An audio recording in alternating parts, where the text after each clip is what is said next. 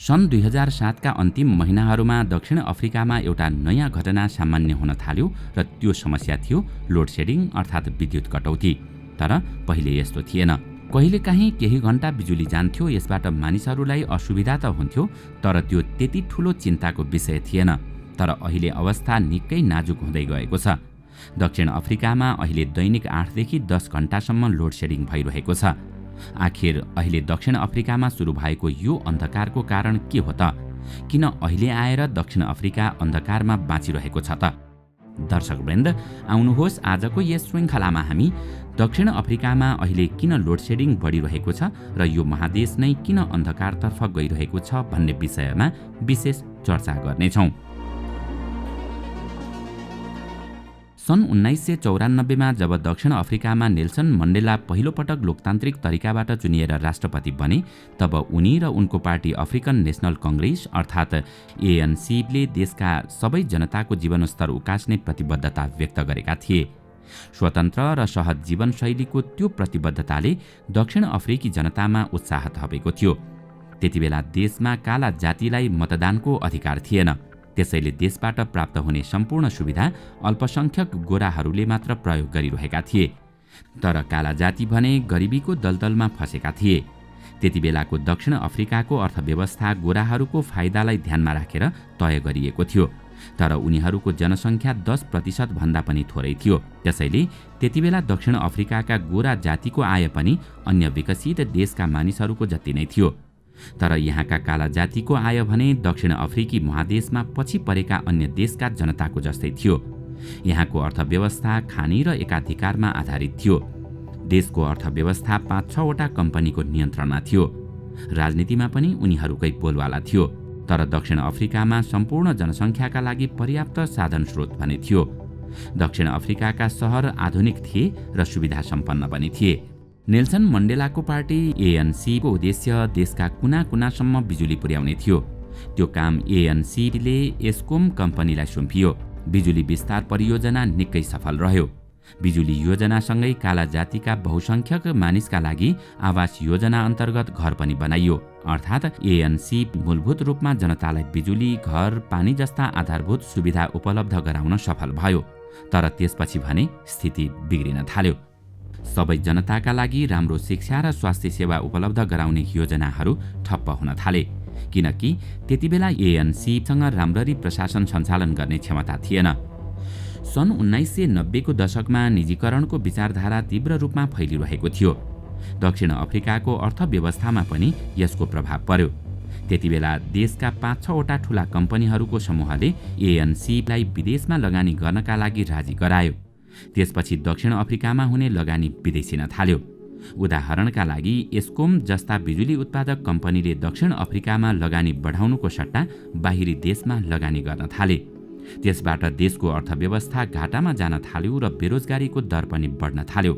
संसारमा सबैभन्दा ठूलो आर्थिक असमानता दक्षिण अफ्रिकामा छ। देशको 86% सम्पत्ति केवल 10% मानिसको हातमा छ। आधाभन्दा धेरै जनसङ्ख्या गरिब छन्। विगत 15 वर्षमा जीडीपीमा कुनै वृद्धि भएको छैन। सन् 2025 सम्म देशको जीडीपी दर घटेर सन् 2007 को भन्दा पनि तल पुग्ने अनुमान छ। दक्षिण अफ्रिकामा आम मानिसको जीवनमा लोड सेडिङले ठूलो असर पारेको छ। धेरै मानिससँग बिजुलीको विकल्पमा सोलर प्यानल लगाउन सक्ने पैसा समेत छैन। त्यसो त सन् 1990 को दशकमा अवस्था यस्तो खराब थिएन। तर अहिले देशका धेरैजसो स्थानमा दिनमा 8 देखि 10 घण्टासम्म बिजुली आउँदैन। कैयौं पसल तथा कारखाना लोडसेडिङका कारण बन्द रहने गर्दछन्। यसका कारण हजारौं मानिसले रोजगारी गुमाइरहेका छन्। जनता यसबाट धेरै रिसाएका छन् र सडकमा उत्रेका छन्। उनीहरू आफ्नो समस्यामा सरकारको ध्यान खिच्न हिंसाको सहारा पनि लिन थालेका छन्। यहाँका केही क्षेत्रमा महामारी पनि फैलिएको छ। लोडसेडिङका कारण घरमा प्रयोग हुने उपकरण मात्रै खराब भइरहेका छैनन्, सार्वजनिक सेवाका अन्य ढाँचा पनि प्रभावित भइरहेका छन्। यसको सीधा असर मानिसको स्वास्थ्यमा परिरहेको छ।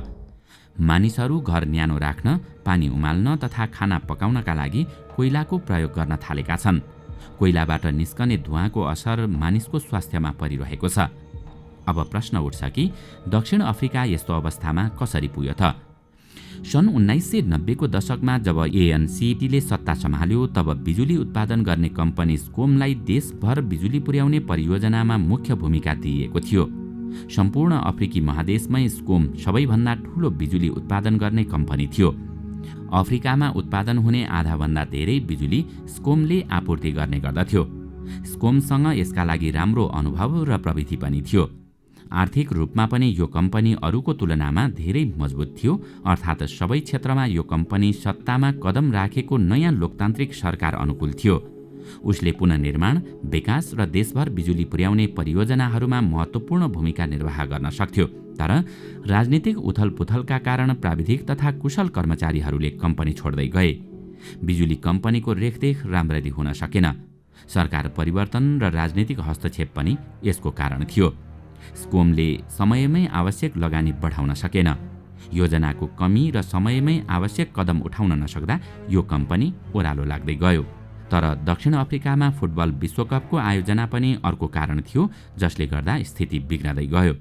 स्कोमसँग बिजुलीको रिजर्भ पहिले नै कम थियो, जसका कारण केही समयका लागि प्लान्ट बन्द गरेर मर्मत सम्हार गर्न पनि सम्भव थिएन। सन् 2010 मा दक्षिण अफ्रिकामा फिफा फुटबल विश्वकपको आयोजना गरिएको थियो।